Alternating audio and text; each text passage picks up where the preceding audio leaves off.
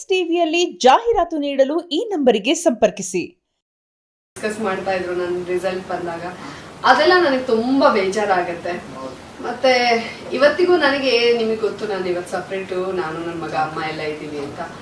ನನ್ಗೆ ಇವತ್ತು ನಾನು ಏನಿವತ್ತು ಸಪ್ರೇಟ್ ಆಗಿದ್ದೀನಿ ಅಥವಾ ಈಗ ಆಯ್ತಲ್ಲ ಆ ಬೇಜಾರ್ಗಿಂತ ನಮ್ಮಪ್ಪ ಅಷ್ಟು ದುಡ್ದು ಅವರ ರಿಟೈರ್ಮೆಂಟ್ ದುಡ್ಡು 4.5 ಲಕ್ಷ, ಅಂದ್ರೆ ಇಡೀ ಒಂದು 30-35 ವರ್ಷ ಅವ್ರು ಕೆಲಸ ಮಾಡಿರ್ತಾರೆ, ರಿಟೈರ್ಮೆಂಟ್ ಬಂದಾಗ ಅವ್ರಿಗೆ ಅಷ್ಟು ಆ ದುಡ್ಡಲ್ಲಿ ನನ್ನ ಮದ್ವೆ ಮಾಡಿ ಅದಕ್ಕೆ ಯೋಗ್ಯತೆ ಸಿಗ್ಲಿಲ್ವಲ್ಲ, ಅದು ಆ ತರ ಬೇಜಾರಾಗತ್ತೆ. ಅವರು ಎಲ್ಲಾ ಜೀವಮಾನ ಪೂರ್ತಿ ದುಡ್ಡಲ್ಲಿ ನನ್ನ ಮದ್ವೆ ಮಾಡಿದ್ರು, ಬಟ್ ಆ ದುಡ್ಡಿಗೆ ಒಂದು ಯೋಗ್ಯತೆ ಸಿಗ್ಲಿಲ್ವಲ್ಲ ಅಂತ ನನಗೆ ಅದು ಬೇಜಾರಾಗತ್ತೆ. ನನಗೆ ಇವತ್ತು ಬಹುಶಃ ಇದೆಲ್ಲ ಆಗಿರೋದೆಲ್ಲ ಒಳ್ಳೇದಕ್ಕೆ ಅಂತ ನಾನು ಅನ್ಕೋತೀನಿ, ಎಲ್ಲದಕ್ಕೂ ಒಂದು ಮುಕ್ತಿ ಸಿಗ್ತೇನೋ ಅಂತ ನಾನು ಅನ್ಕೋತೀನಿ.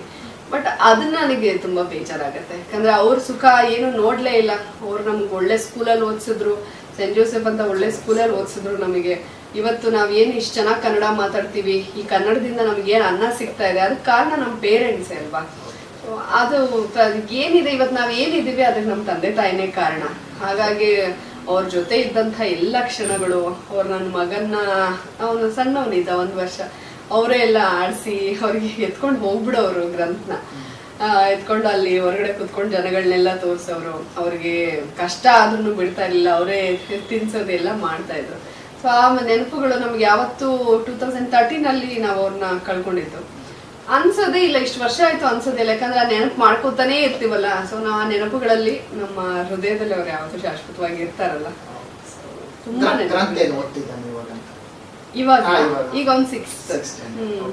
ನಿಮ್ಮ ತಂದೆ ಬಗ್ಗೆ ಹೇಳಿದ್ರಿ, ತಾಯಿಗೆ ಏನಾದ್ರು ನೋವಿದ್ಯಾ? ನನ್ನ ಮಗಳು ಒಂಟಿಯಾಗಿ ಜೀವನ ನಡೆಸ್ತಿದ್ದ, ಆ ತರದ್ ಏನಾದ್ರು ಅವ್ರಲ್ಲಿ ನೋವು ಕಾಡ್ತಾ ಇದೆಯಾ ಅಂತ? ತಂದೆ ತಾಯಿಗೆ ಅದು ಇದ್ದೇ ಇರುತ್ತೆ, ಫ್ಯಾಮಿಲಿ ಮೆಂಬರ್ಸ್ಗೆ ಅದು ಇದ್ದೇ ಇರುತ್ತೆ. ಪಾಪ ಅವ್ರು ಅಷ್ಟೆಲ್ಲ ಕಷ್ಟಪಟ್ಟು ಅವ್ರು ಇವತ್ತಿಂದ ಯೋಚನೆ ಮಾಡಲ್ಲ, ಭವಿಷ್ಯದ ಯೋಚನೆ ಮಾಡ್ತಾರೆ. ಮುಂದೆ ಅವ್ರು ಇವಾಗ ನಾವು ಜೊತೆಗಿದೀವಿ, ಮುಂದೇನು ಅಂತ ಯೋಚನೆ ಮಾಡ್ತಾರೆ. ಪಾಪ ಅದು ಸಹಜ, ಎಲ್ಲರ ಪೇರೆಂಟ್ಸು ಅದನ್ನ ಯೋಚನೆ ಮಾಡ್ತಾರೆ. ಬಟ್ ಅವ್ರಿಗೆ ಆ ರೀಸನ್ ಎಲ್ಲ ಗೊತ್ತಲ್ಲ. ಸೊ ಹಾಗಾಗಿ ಅವರು ಇನ್ನೇನ್ ಮಾಡಕ್ಕಾಗುತ್ತೆ. ನಾನು ಸ್ವಲ್ಪ ಖುಷಿಯಾಗೇ ಇರ್ತೀನಿ. ಸಾಮಾನ್ಯ ನಾನು ತುಂಬಾ ಪಾಸಿಟಿವ್, ತುಂಬಾ ಜೋವಿಯಲ್, ತುಂಬಾ ತಮಾಷೆ ಜಾಸ್ತಿ. ಸೊ ಹಾಗಾಗಿ ಅವರು ನೋವು ಪಡ್ಕೊಳಕ್ಕೂ ಬಿಡಲ್ಲ, ಅಲ್ಲೂ ನಾನು ಕಾಮಿಡಿ ಮಾಡ್ಕೊಂಡು. ಯಾಕಂದ್ರೆ ನಾನ್ ಬೇಜಾರಾದ್ರೆ ಅವ್ರು ಬೇಜಾರಾಗ್ತಾರೆ, ಸಹಜವಾಗಿ ಅವ್ರಿಗೆ ಇರುತ್ತೆ. ಬಟ್ ಅವ್ರಿಗೆ ನನ್ನ ಮೇಲೂ ಅಷ್ಟೇ ನಂಬಿಕೆ ಇದೆ, ಇವಳು ಸ್ವಲ್ಪ ಸ್ಟ್ರಾಂಗ್ ಇದ್ದಾಳೆ, ಇವಳು ಇದನ್ನೆಲ್ಲ ಹೆಂಗೆ ಹ್ಯಾಂಡಲ್ ಮಾಡ್ಬೇಕಂತ ಇವಳಿಗೆ ಗೊತ್ತಿದೆ ಅಂತ.